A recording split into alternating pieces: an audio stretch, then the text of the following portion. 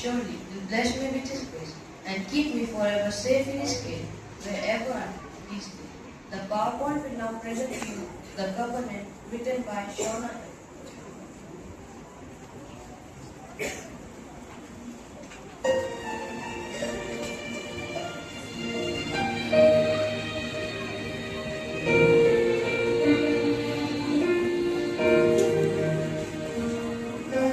Covenant was given a long time ago to Abraham, Isaac, and Jacob.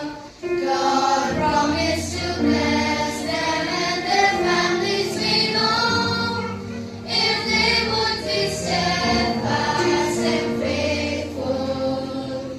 As I strive to do God's will every day, like Jacob.